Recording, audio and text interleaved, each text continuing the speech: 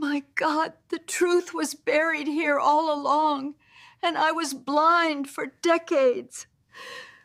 The movers had gone, leaving cardboard boxes stacked like mismatched building blocks around the small apartment. Dust particles danced in the I've reviewed afternoon the sunlight documents, and I'm that afraid the filtered through situation is thin more curtains. complicated than we initially This was to thought. be my What are new the main home, concerns? a We need to cramped consider all two-bedroom unit possible on the third outcomes. floor of Cedar Springs Retirement Community. At 68 years old, I never imagined I'd end up here. My name is Muriel Thornfield, and until 3 months ago, I was the mistress of Thornfield Orchards, 500 acres of the most fertile land in Willow Creek, Oregon. The property had been in my late husband's family for 4 generations. Now it belonged to my son Lawson and his wife Vivian, along with everything else that had once been mine. I sank into the only piece of furniture that wasn't new, my old armchair, threadbare in spots but shaped perfectly to my body after decades of use. Lawson had tried to convince me to leave it behind. "Mother, it doesn't match the decor we've selected for you," he'd said with that patronizing smile he'd perfected in his years as a corporate attorney. But on this, I wouldn't budge. Small victories were all I had left. The apartment smelled of fresh paint and the synthetic scent of new carpet, nothing like the apple blossoms and pine that had perfumed my home for the past 40 years. My fingers traced the worn fabric of the armchair, the only familiar thing in this strange place. "It's for the best, Mother," Lawson had insisted as he signed the papers transferring ownership. "You can't manage the property alone, and the healthcare here is excellent.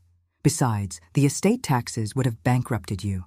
What he didn't say was that he and Vivian had been planning this for years, waiting for the right moment to convince me that my cognitive abilities were slipping just enough to justify taking control of everything. The convenient diagnosis of early cognitive decline from a doctor who happened to be Vivian's cousin had sealed my fate. I knew the truth. There was nothing wrong with my mind. But fighting them meant expensive lawyers and dragging our family's name through very public mud. So I signed the papers, watching 40 years of my life disappear with a stroke of a pen. A knock at the door pulled me from my thoughts. "Mrs. Thornfield? I have the last box from storage. The movers left it downstairs."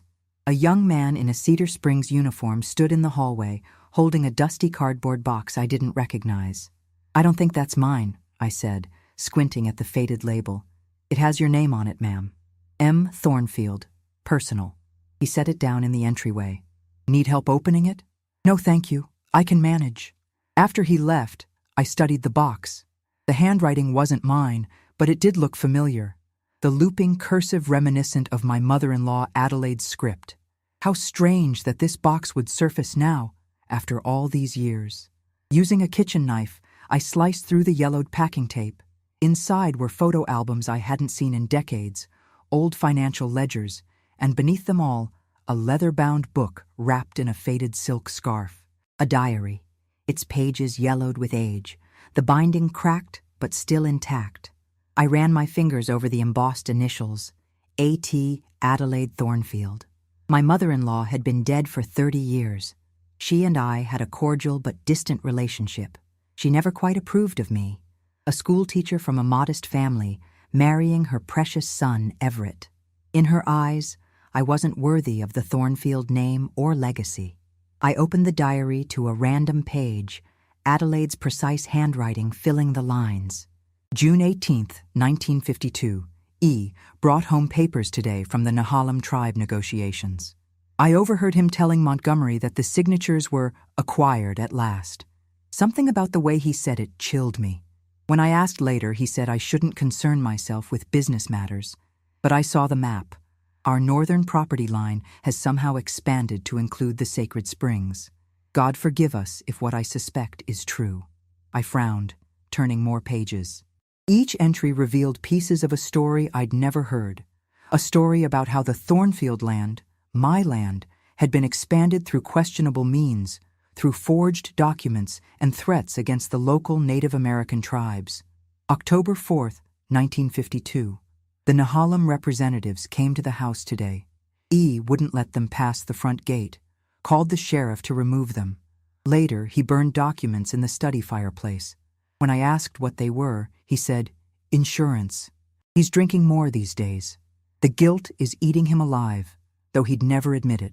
My hands trembled as I read entry after entry. According to Adelaide's diary, a significant portion of Thornfield orchards, including the most valuable eastern section with water rights to the river, had been illegally seized from the Nehalem tribe in the 1950s through forged documents and corrupt local officials. This was land that Lawson and Vivian had just sold to Westland Development for millions, a deal they'd finalized mere weeks after taking control of the estate. The timing suddenly seemed far from coincidental. Night fell as I read, the room growing dark around me, but I couldn't stop turning pages. Near the end of the diary, an entry from 1965 made my heart race. March 10th, 1965. I've done what I can to make amends. The original deeds and my sworn testimony are secured in the vault at First Mercantile, Box 1837.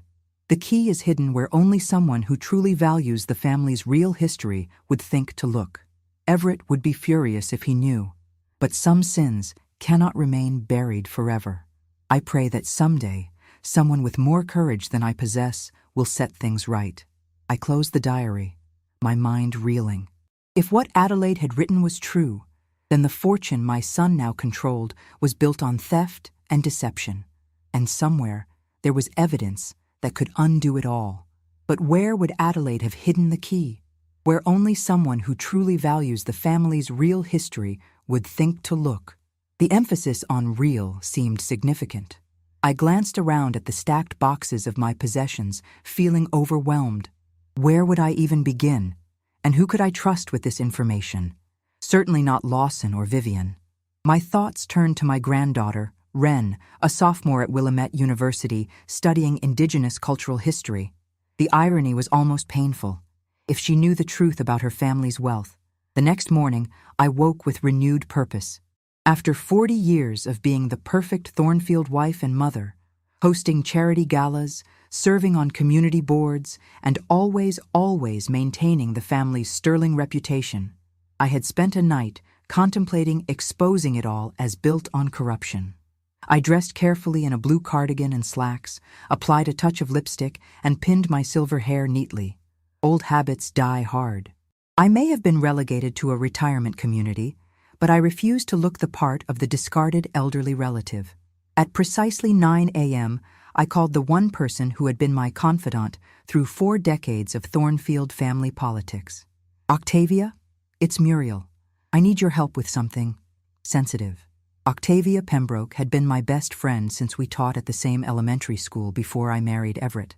Now in her 70s, she ran a small but beloved bookstore in downtown Willow Creek. Muriel, darling, how are you settling into the new place? Those vultures didn't even let you keep the good silverware, did they? Octavia had never bothered hiding her disdain for my son and daughter-in-law. I need to come to the shop today. I found something that changes everything. 30 minutes later, I was seated in the back office of Pembroke Books, the diary open between us as Octavia's eyes widened behind her cat-eye glasses. My God, Muriel, this would destroy them. She looked up at me. Is that what you want? The question hit me like a physical blow. Did I want to destroy my own son? The little boy I had nursed through chickenpox and driven to soccer practice? The young man whose law school graduation had filled me with such pride? But then I remembered how he'd looked at me in the doctor's office 3 months ago. That calculating gleam in his eye as the doctor, Vivian's cousin, had suggested I was no longer competent to manage my affairs. How quickly he'd produced the papers, already prepared, that would transfer everything to him. I want justice, I said finally. Not just for me, but for the people whose land was stolen. And I want the truth. We need to find that safe deposit box. But you don't have the key, Octavia pointed out.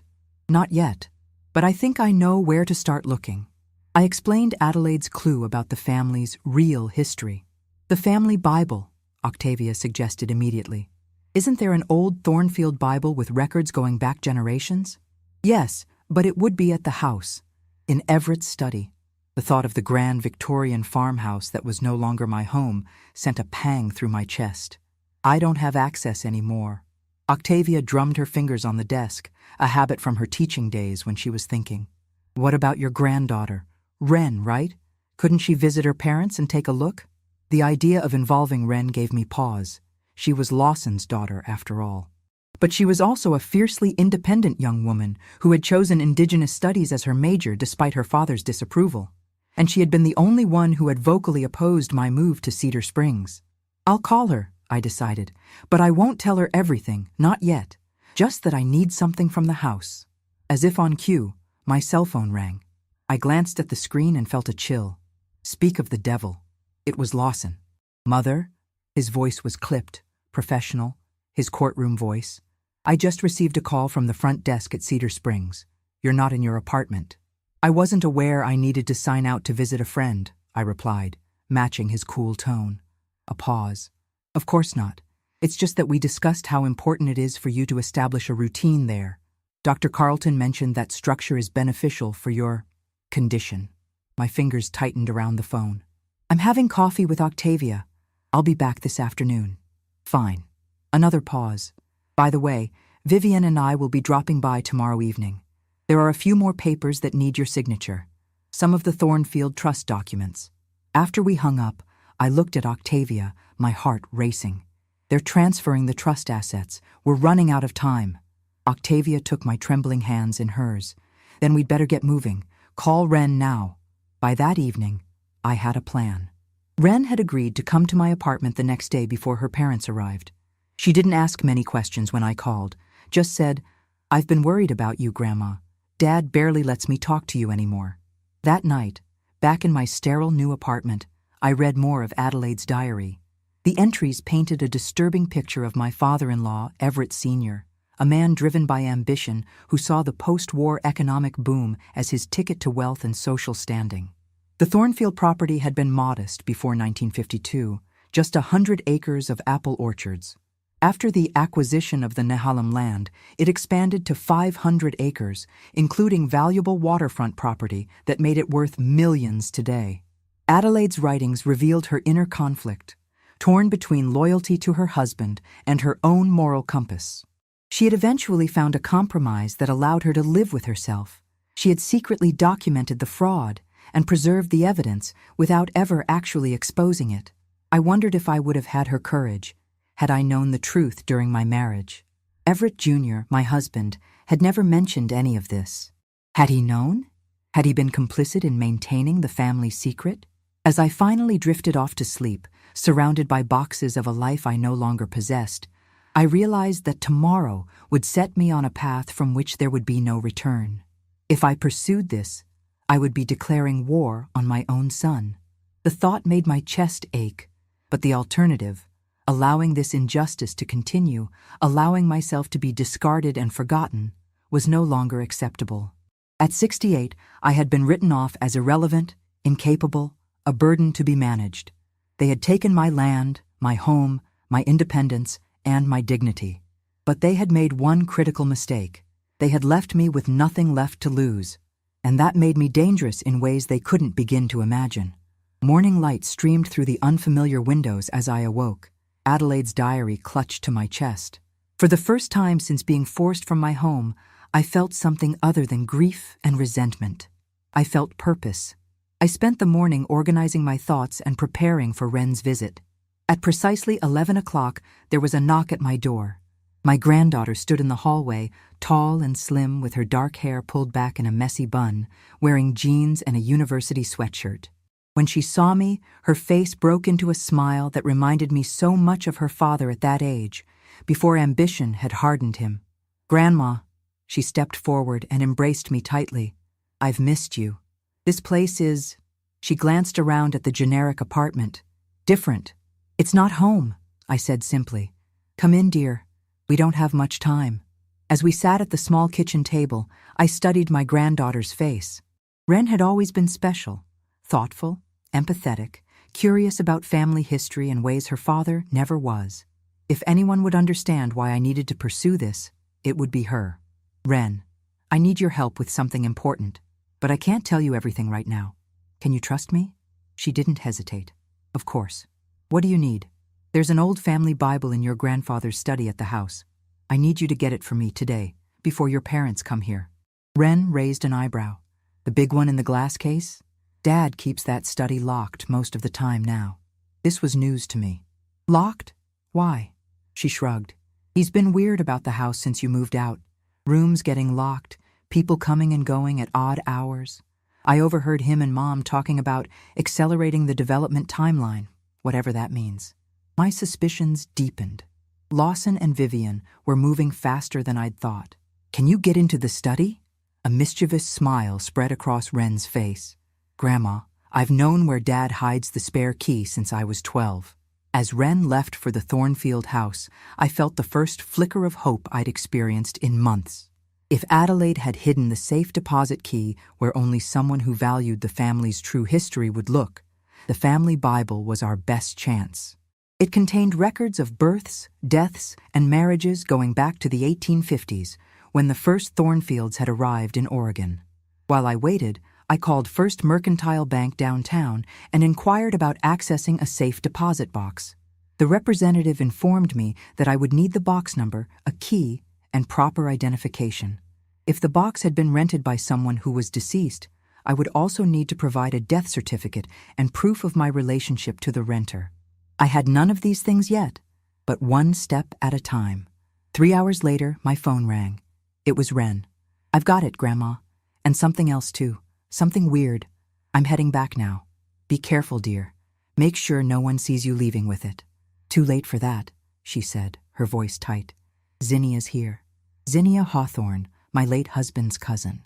She and I had once been close, but she had sided firmly with Lawson and Vivian during the property dispute, testifying that she had concerns about my memory and decision-making.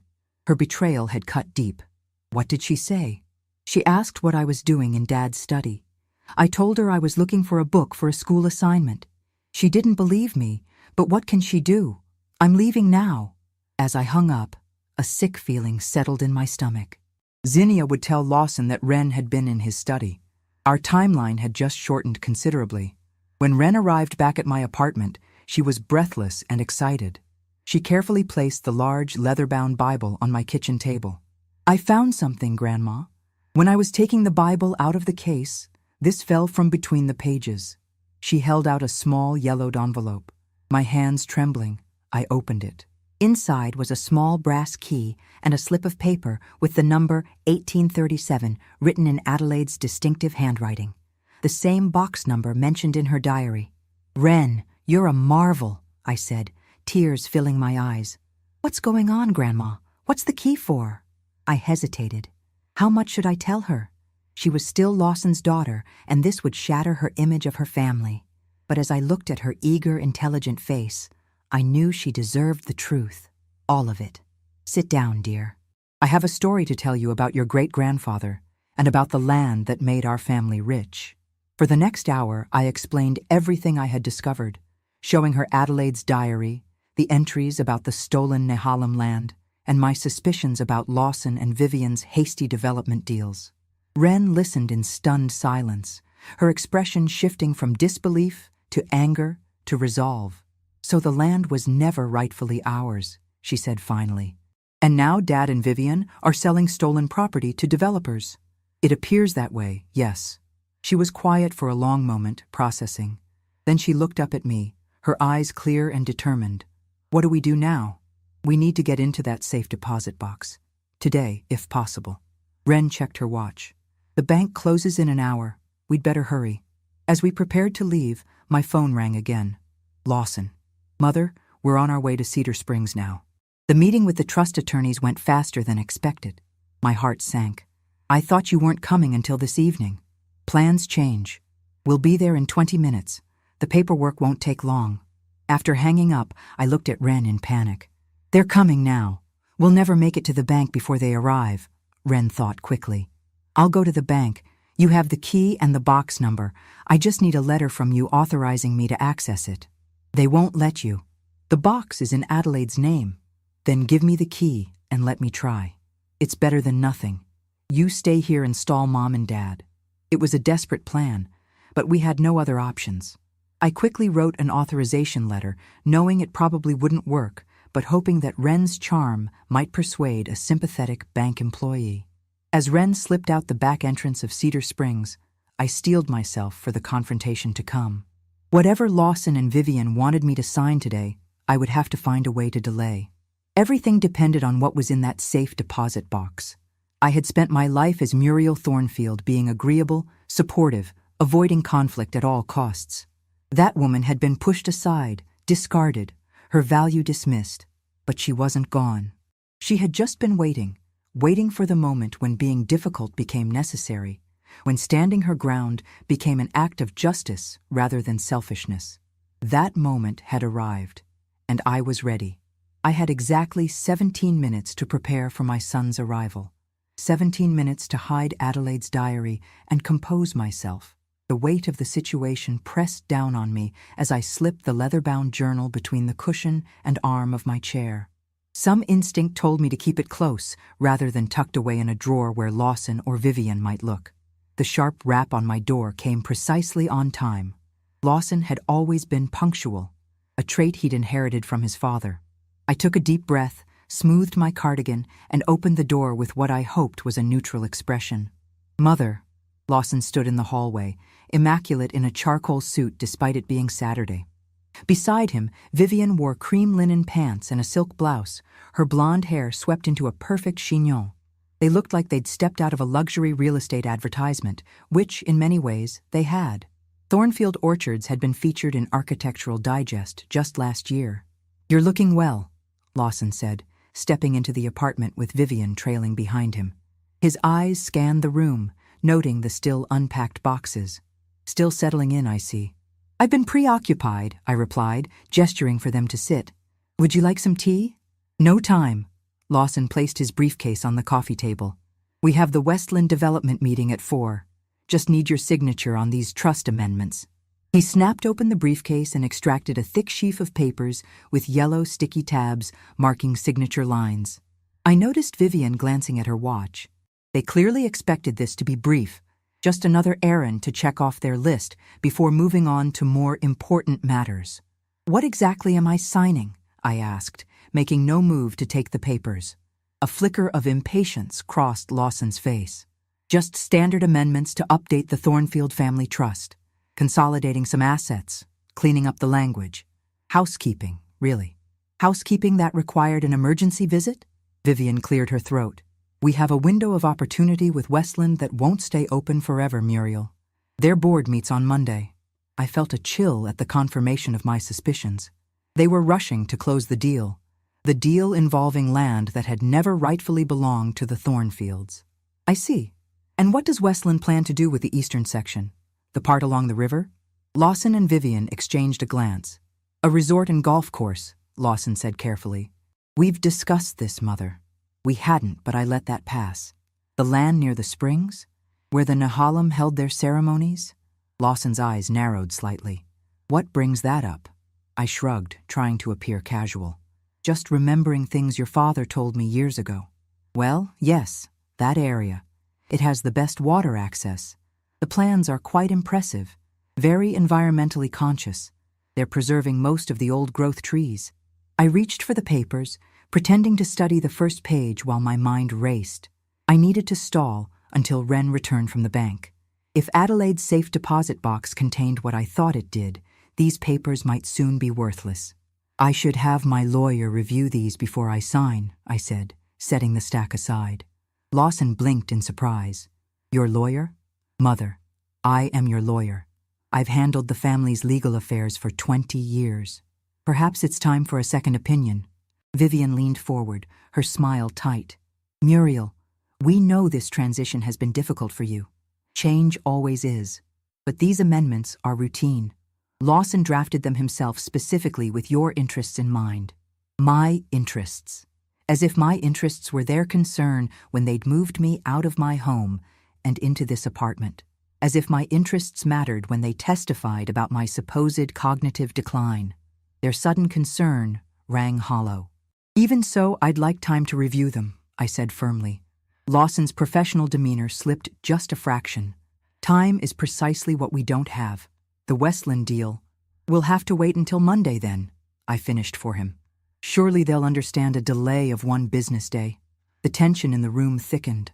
Lawson closed his eyes briefly, a habit he'd had since childhood when trying to control his temper. When he opened them, his expression had hardened. "Mother, I don't think you understand what's at stake here. This development deal secures the family's financial future for generations. It provides liquidity that the trust desperately needs after the orchard's disappointing performance these past few years. And it provides you and Vivian with substantial commissions, I imagine, I added quietly. Vivian's cheeks flushed pink. That's unfair, Muriel. We've worked tirelessly to maximize the value of those assets. Assets that you, frankly, allowed to underperform for years. I felt a stab of anger at her accusation. The orchards had been profitable under my management, not wildly so, but sustainably. We'd prioritized organic farming methods and fair wages for our workers over rapid expansion. Those had been conscious choices, not failures. Before I could respond, my phone chimed with a text message. Ren, on my way back. Found it? Be there in 10. A surge of hope gave me courage. I'm simply asking for time to read what I'm signing. That seems reasonable. Lawson's jaw tightened.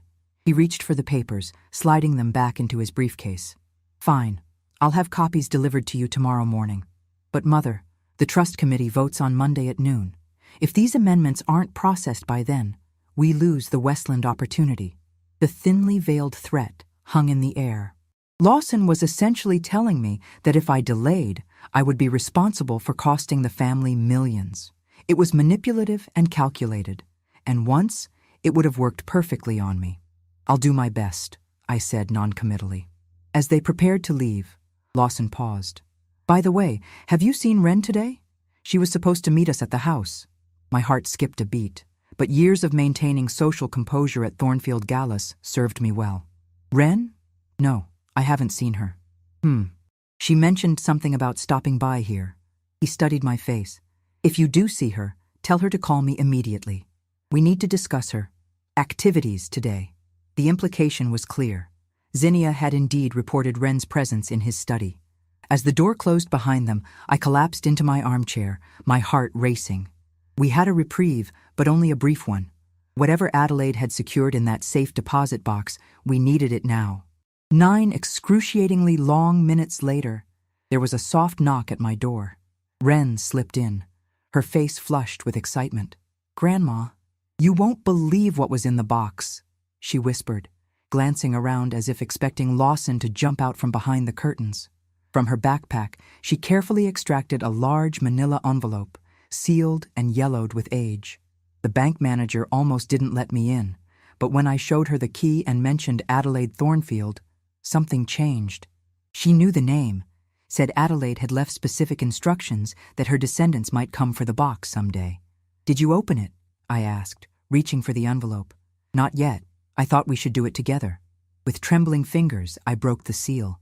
Inside were several items: a stack of legal documents bound with faded ribbon, a hand-drawn map of the Thornfield property with boundaries marked in different colors, a small leather pouch containing what appeared to be arrowheads and stone beads, and a sealed letter addressed to the conscience of the Thornfield family. I opened the letter first, recognizing Adelaide's handwriting. To whoever has found this, if you are reading this, you have discovered the truth that I was too cowardly to reveal in my lifetime.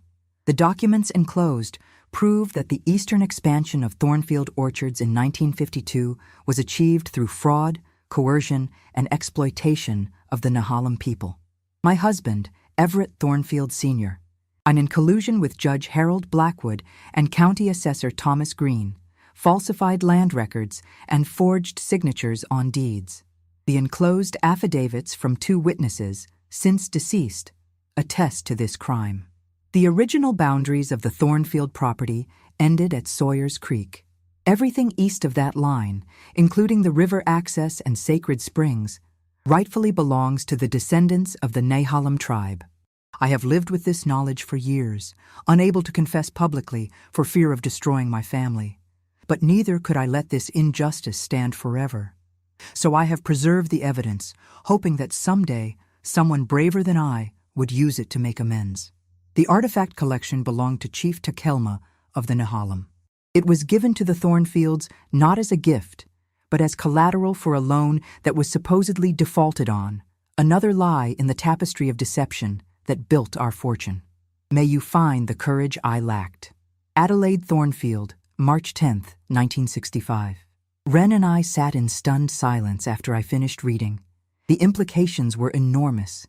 The most valuable portion of Thornfield Orchards, the very section Lawson and Vivian were rushing to sell to Westland Development, had been stolen through fraud and corruption. I carefully unfolded the legal documents.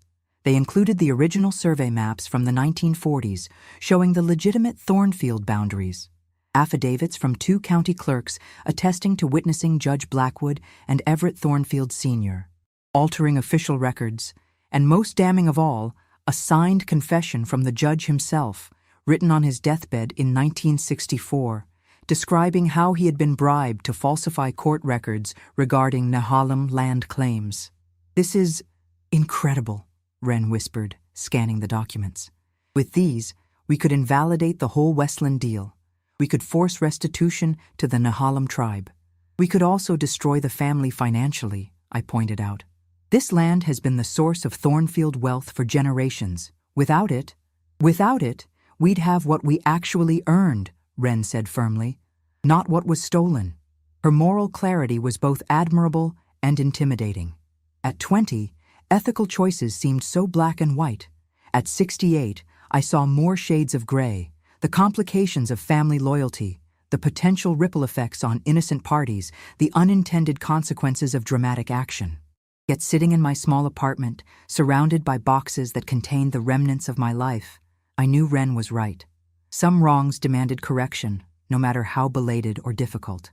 "Your father will fight this," I said quietly. Wren's expression hardened. "Let him. What he and Mom are doing is wrong, Grandma. Using your supposed cognitive decline to seize control, rushing this development deal through, they never even told me they were planning to sell the eastern section." I reached for the small leather pouch, carefully emptying the artifacts onto the coffee table. Arrowheads, carved stone beads, and a small figurine that appeared to be a river otter carved from bone. These had once belonged to a Nehalem chief, taken as collateral for a loan designed never to be repaid, another link in the chain of exploitation. "We need to contact the Nehalem tribe," I said, making my decision. "These artifacts should be returned to them, along with Adelaide's evidence. But first, we need legal advice from someone not connected to the family." "I know a professor at Willamette who specializes in indigenous land rights," Wren offered. "Dr. Redhawk. She's Lakota, and she's helped several tribes with similar cases." I nodded. "Contact her, but be discreet. We have until Monday at noon before the trust committee votes on those amendments. If Lawson pushes the Westland deal through before we can act, I'll call her right now." Wren pulled out her phone, then hesitated. "Grandma, there's something else. While I was at the house, I overheard Zinnia on the phone. She was talking about you, saying something about escalating the conservatorship proceedings since you're becoming increasingly erratic." A chill ran through me. Conservatorship, a legal arrangement that would give Lawson complete control over my finances and potentially even my medical decisions. The partial power of attorney they'd manipulated me into signing had been just the beginning. "They're going to try to silence me," I said, the reality sinking in. "If they get wind of what we're doing, they'll move to have me declared incompetent." Wren's face paled. "They can't do that. You're completely lucid. With the right doctor's testimony and a sympathetic judge, they absolutely can. Especially given my age and the convenient diagnosis they've already established." I thought for a moment. "We need allies, Wren. People beyond just you and me." "Octavia," Wren suggested immediately. "And maybe Thaddeus Quimby? He and Grandpa were close, and he never really warmed to Dad." Thaddeus Quimby. I hadn't thought of him in months. He owned the antique store in town and had been friends with my husband for decades. After Everett's death, Thaddeus had been supportive, stopping by the orchard regularly until Lawson made it clear he wasn't welcome. There had been some tension between them that I never fully understood. Yes, Thaddeus might help. He has connections throughout the town, and we'll need Griffin Mayhew as well. The old lawyer, I thought he was retired. Semi-retired, and he's known your great-grandfather's legal dealings better than anyone. If anyone can authenticate these documents properly, it's Griffin. As Wren made calls, I carefully repacked Adelaide's evidence. My mind was racing with the enormity of what we'd discovered and what we were contemplating. This wasn't just about reclaiming my dignity or striking back at Lawson and Vivian for their treatment of me. This was about a 70-year-old injustice that had benefited my family at the expense of others. How had I never known? Or had I simply chosen not to see? Looking back, there had been signs, comments from old-timers in town about the disputed Eastern Acres, my husband's uncomfortable silence whenever the history of the property expansion came up, Adelaide's strained relationship with her husband that I'd attributed to personality differences. The comfortable life I'd lived as Mrs. Everett Thornfield Jr. had been built at least partially on fraud.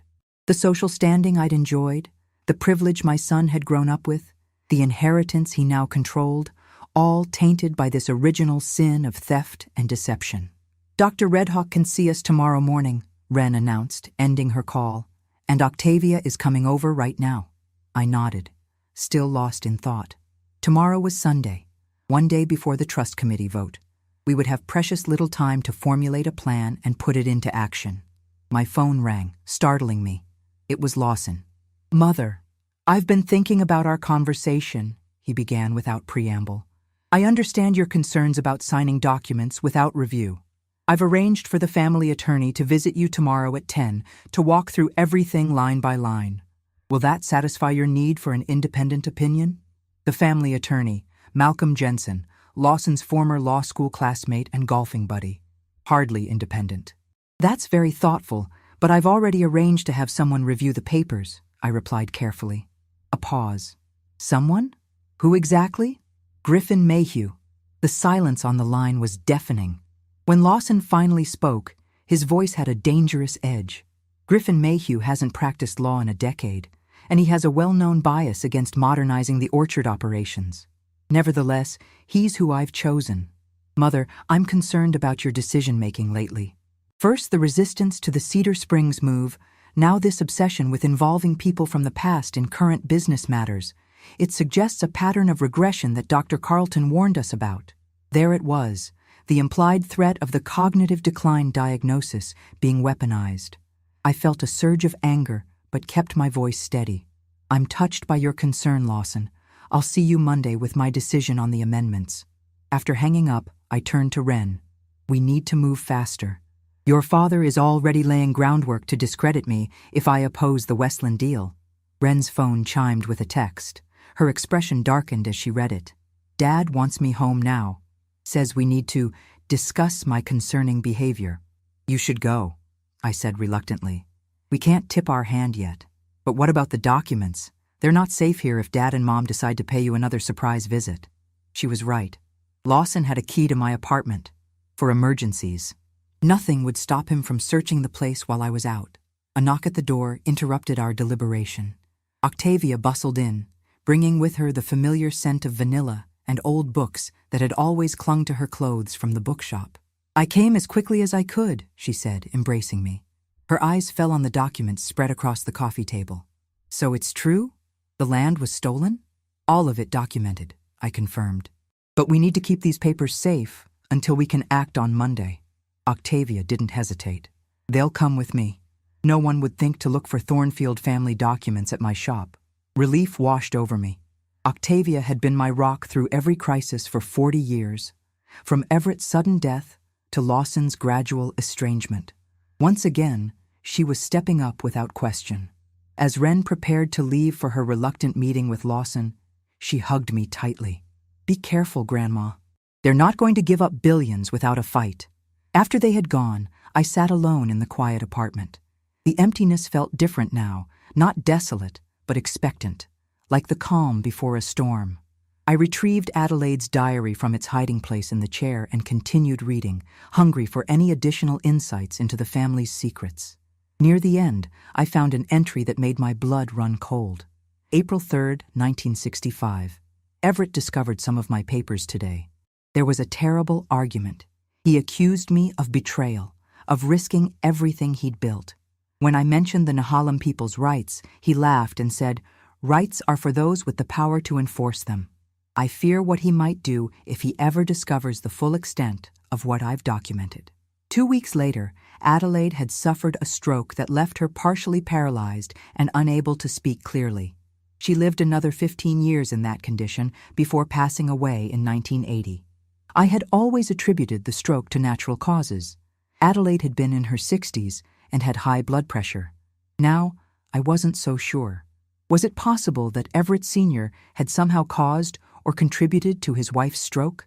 The thought was horrifying, yet it aligned with the picture emerging of my father-in-law. A man willing to commit fraud and exploit others to build his fortune. A man who saw rights as merely a function of power. Had my husband known? Had he inherited not just the property, but the burden of this secret? And what about Lawson? How much did he know about the origin of the family wealth?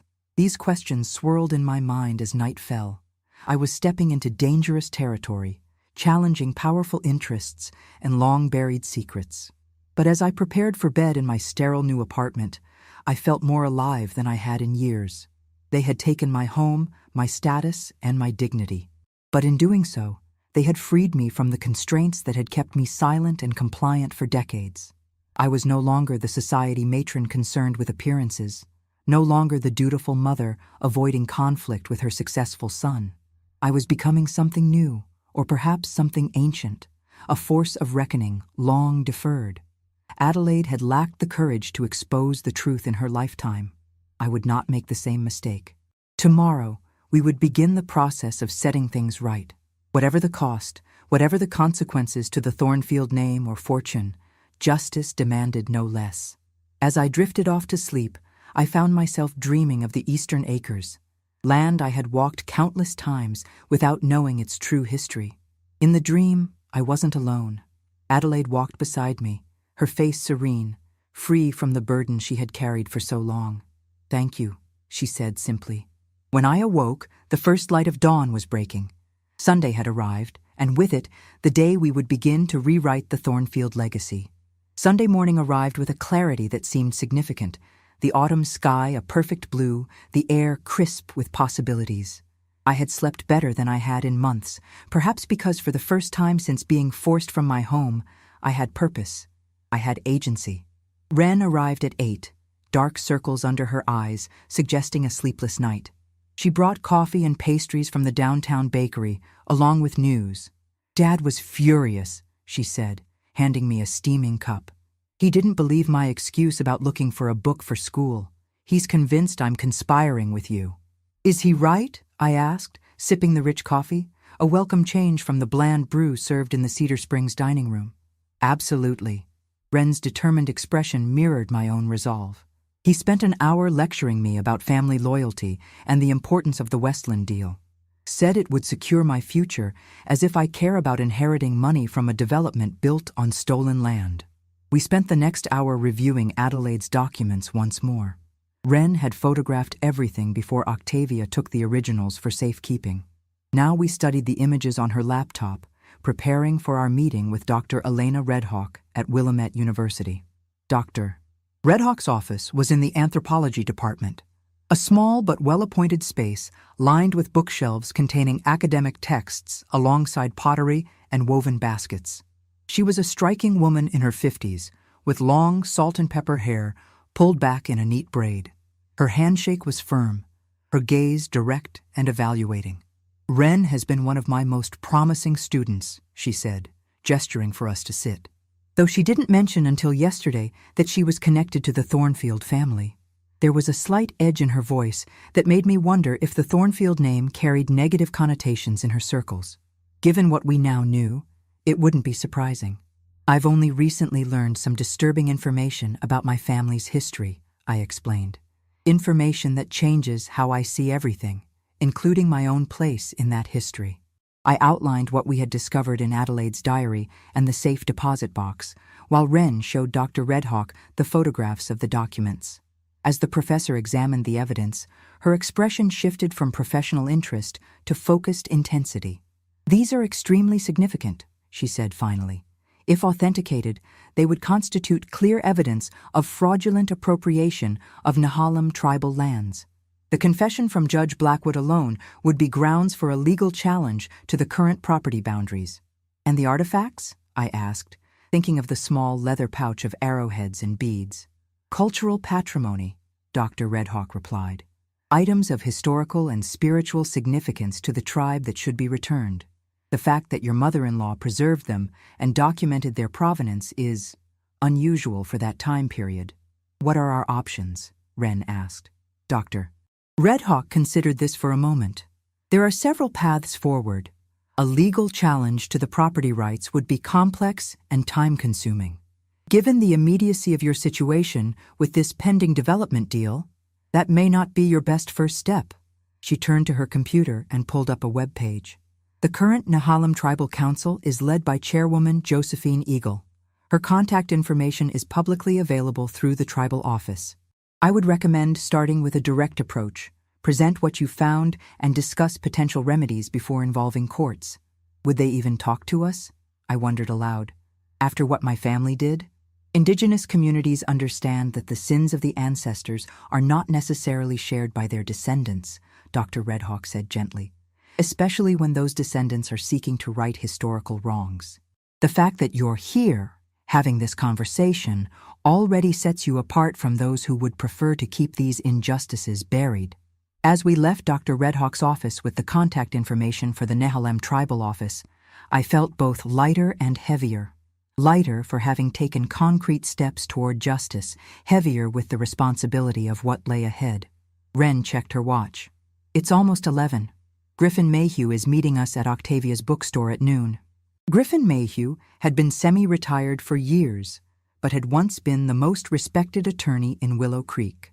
He had handled my husband's estate after his death and had served as the Thornfield family lawyer for decades, before Lawson pushed him out in favor of younger, more aggressive representation. I had always liked Griffin, with his bow ties and precise manner of speaking. I suspected the feeling was mutual, though our interactions had been largely formal. What I valued most was his institutional memory. He had been practicing law in Willow Creek since the 1970s and knew the history of every significant property transaction in the county. Pembroke Books was closed on Sundays, but Octavia had unlocked the back door for our clandestine meeting. The familiar smell of paper and binding glue greeted us as we entered through the alley. Octavia's bookstore had always been a haven for me, a place where I could browse for hours, drinking tea and discussing literature with my oldest friend. "They're in the reading room," Octavia whispered, leading us past towering shelves to the cozy space at the back where she hosted author events. Griffin Mayhew sat in an armchair, bow tie immaculate as always, silver hair neatly combed. Beside him, to my surprise, was Thaddeus Quimby. Thaddeus rose when he saw me, his tall frame slightly stooped with age but still imposing. "Muriel," he said warmly, taking my hands in his. "It's been too long." Thaddeus had owned the Timeless Treasures antique shop in downtown Willow Creek for as long as I could remember. He and my husband had bonded over their shared love of historical artifacts, though their friendship had cooled somewhat in the years before Everett's death. I had never known why.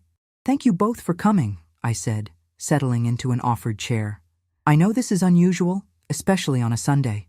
Griffin adjusted his glasses. "Octavia mentioned you've made some discoveries about the eastern property line. Given the pending Westland deal, I assume this is time-sensitive." I nodded, and Wren placed her laptop on the coffee table, opening the image files of Adelaide's documents.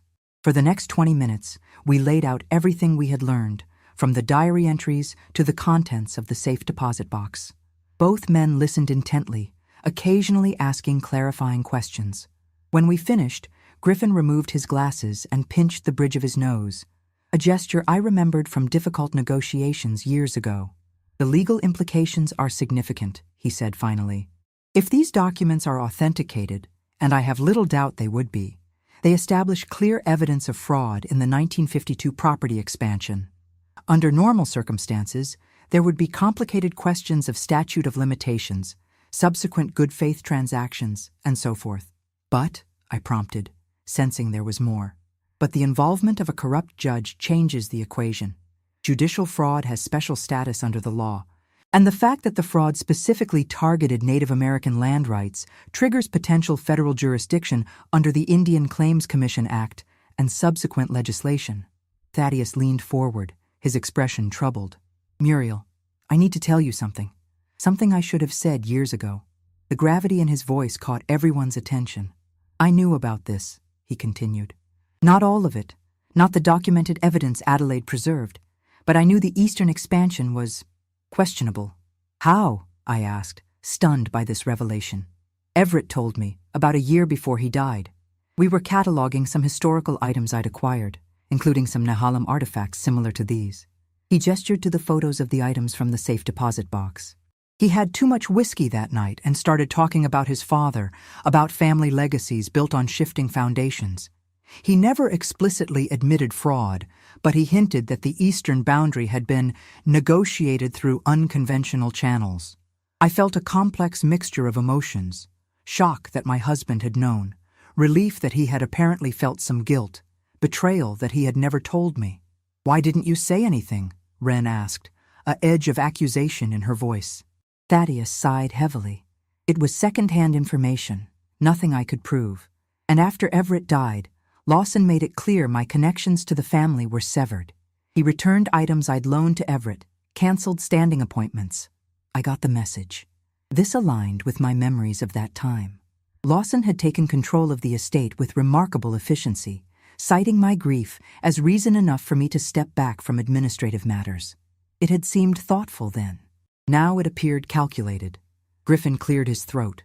The immediate question is how to proceed given tomorrow's trust committee vote. If Lawson and Vivian push through these amendments and finalize the Westland deal, unwinding it later becomes much more complicated. We need to contact the Nehalem Tribal Council immediately, I said. Today, if possible. Agreed, Griffin nodded.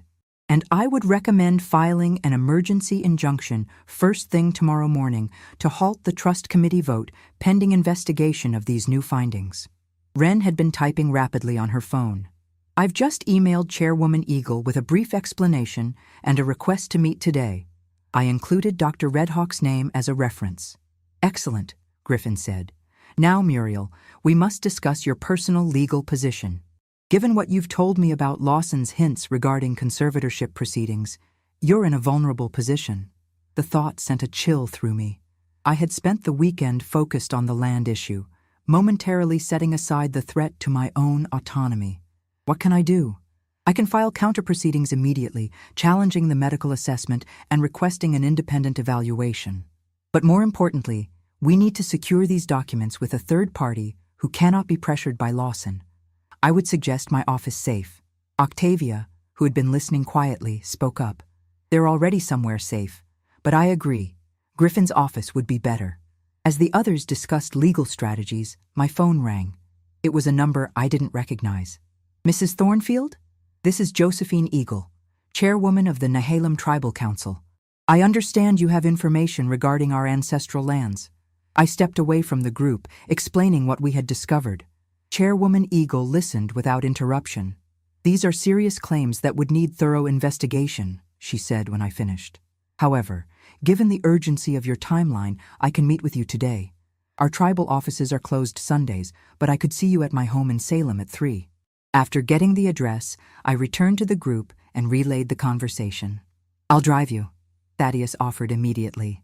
My truck isn't fancy, but it's reliable. Griffin nodded approval. I'll start drafting the injunction paperwork. We'll need to be at the courthouse when it opens at 8 tomorrow morning. As our impromptu council adjourned, Wren pulled me aside. I should go back to campus for a few hours. Dad's been texting, asking where I am. If I don't make an appearance, he'll get even more suspicious. I squeezed her hand. Be careful what you say. Remember, he's looking for any ammunition to use against me. I know. Her young face was solemn. I'll meet you back at Cedar Springs tonight. Thaddeus and I departed in his ancient blue pickup truck, heading south towards Salem. As we drove through the familiar landscapes of western Oregon, the farmland and forests that had been the backdrop to my entire adult life, I felt a strange sense of seeing it all anew. How much of this land had stories similar to the Thornfield property? How many boundaries had been redrawn through deception or force? I should have told you, Thaddeus said abruptly, breaking the comfortable silence between us. After Everett died, you deserved to know. I considered this. Would I have believed you? Would I have been ready to hear it? He glanced at me, his weathered face thoughtful. Maybe not. You loved Everett. You were proud of the Thornfield legacy. I was, I admitted. I spent 40 years as Mrs. Everett Thornfield, Jr., mistress of Thornfield Orchards. I defined myself by that role, by that name. Even after Everett died, I maintained everything as he would have wanted it. The house, the business, the social obligations. I never questioned any of it. You were loyal, Thaddeus said.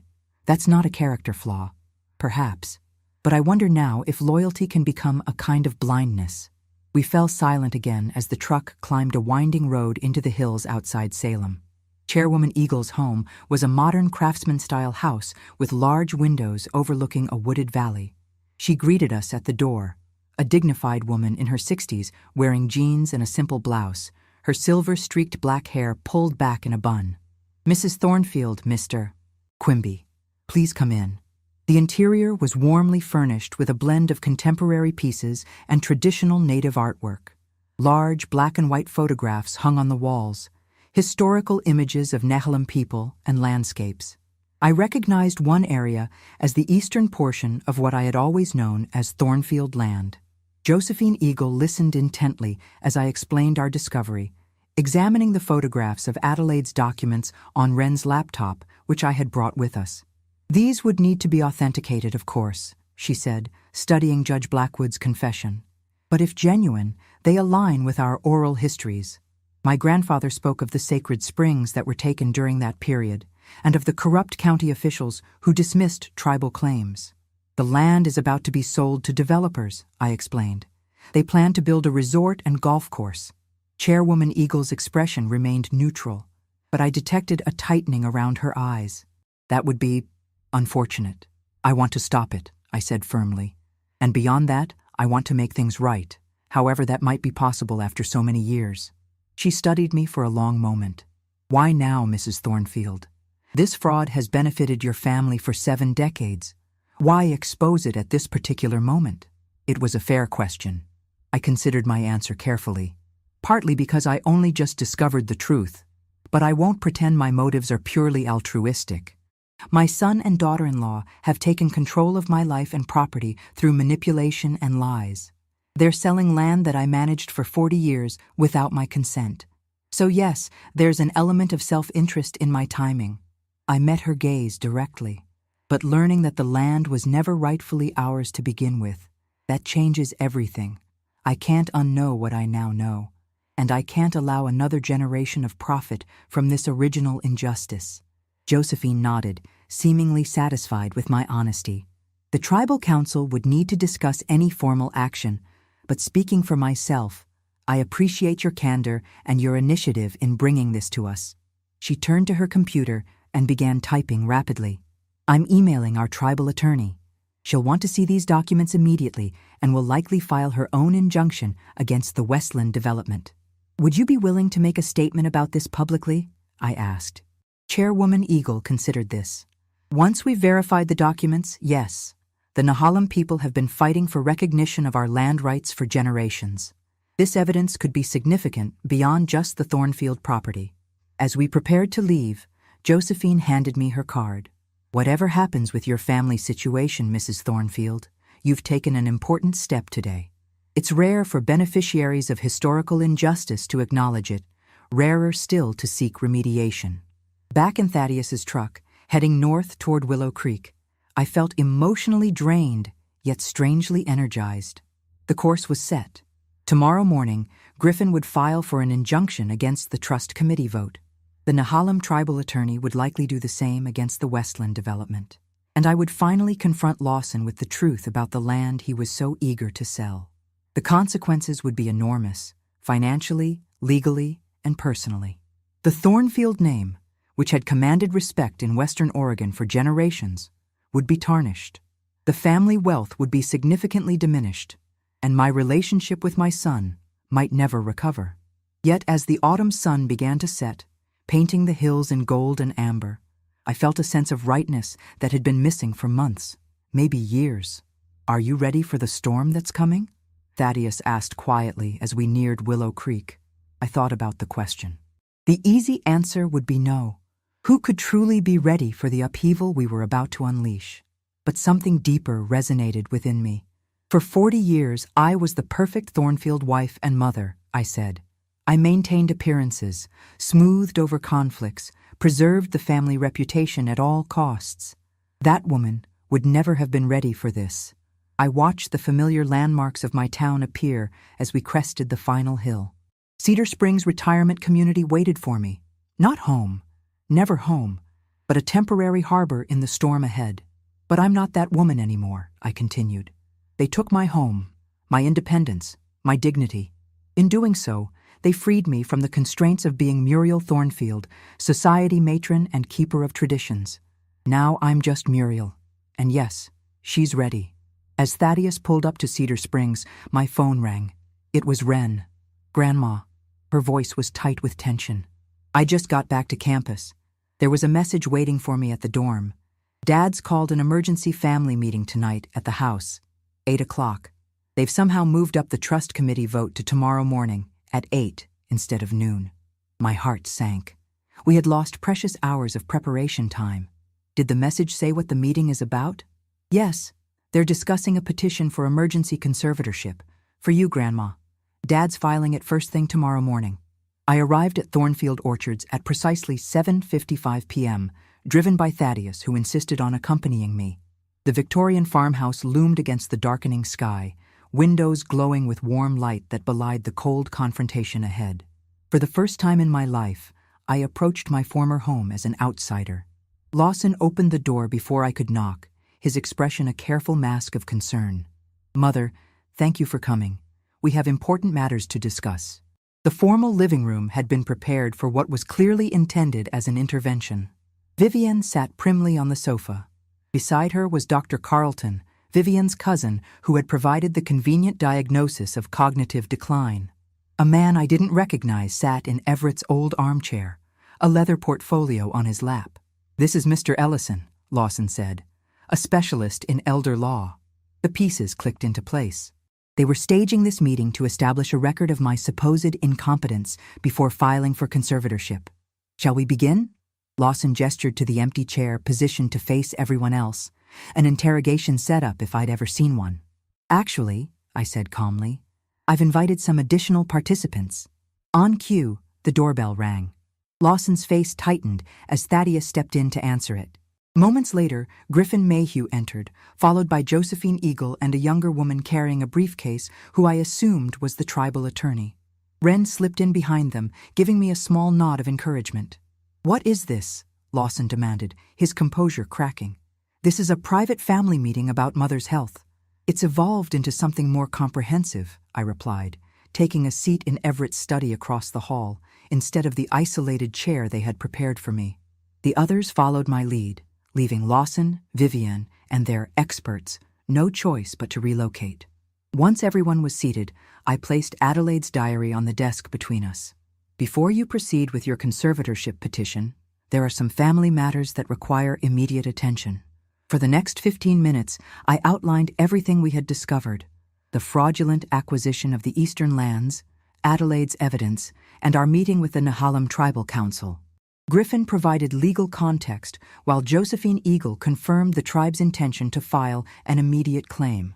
Lawson's face cycled through shock, disbelief, and finally cold calculation. These are wild allegations based on unverified documents supposedly written by a woman who suffered from dementia in her later years. The documents have been secured and will be authenticated by multiple experts, Griffin countered.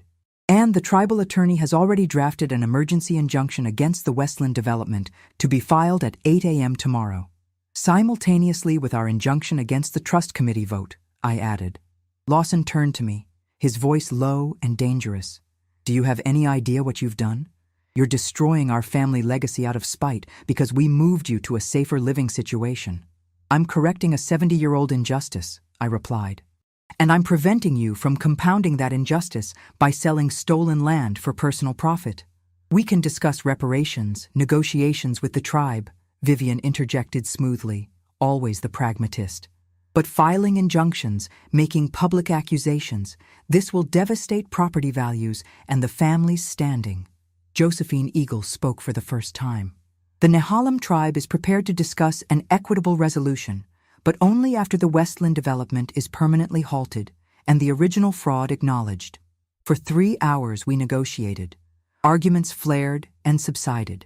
Legal terms flew back and forth. Dr. Carlton and Mr. Ellison, rendered irrelevant, eventually excused themselves. Throughout it all, Wren remained silent, watching her parents with a mixture of disappointment and resolve that made her seem far older than her 19 years. Near midnight, an agreement took shape. The Westland deal would be cancelled. A significant portion of the eastern property would be returned to the Nehalem tribe. The conservatorship petition would be withdrawn, and most importantly to me, I would be restored as a full voting trustee of the Thornfield Family Trust. As papers were drafted and terms refined, Lawson pulled me aside, his voice tight with barely controlled anger. Why couldn't you just enjoy your retirement? Play bridge, join the garden club at Cedar Springs, anything but this. I looked at my son, this stranger who shared my blood but not my values. Because you didn't just take my home, Lawson. You tried to erase me. You decided I was no longer relevant, no longer worthy of respect or consideration. That was never— It was exactly your intention, I interrupted. You used a manufactured health concern to seize control of everything I spent 40 years building. You treated me as a problem to be managed rather than a person to be honored. And in doing so, you freed me to search for truth without concern for preserving appearances or protecting the family name. A flicker of recognition crossed his face, perhaps the first genuine understanding between us in years. He would never admit it, but in that moment, he knew the accuracy of my words. The next morning, legal filings began at the courthouse. The trust committee vote was suspended pending investigation. The Westland deal collapsed, and I moved out of Cedar Springs into a comfortable cottage on what remained of Thornfield land, a compromise that Lawson had finally conceded. Zinnia Hawthorne stopped speaking to me. Vivian avoided me at community events. But Wren visited regularly, often bringing fellow students interested in the ongoing work with the Nehalem tribe to document and preserve the cultural significance of the returned land. The eastern acres, including the sacred springs, were officially returned to the Nehalem people in a ceremony that spring. Standing beside Josephine Eagle as the documents were signed, I felt Adelaide's presence, her 70-year act of quiet resistance, finally completed. I never returned to being the perfect Thornfield matriarch. Instead, at 68, I began a new chapter, consulting with other families facing similar historical reckonings, speaking at Wren's University about ethical stewardship of inherited wealth. The dusty diary that had started it all sits on my cottage bookshelf. Sometimes I open it, reading Adelaide's words and adding my own, creating a different kind of family legacy, one built on truth rather than appearance, on justice rather than power. If you've been wronged by family or feel your voice doesn't matter anymore, remember my story. It's never too late to stand up for what's right. Like and subscribe for more stories of women reclaiming their power after 60. Next week, I'll share how I rebuilt relationships with those who stood by me through it all.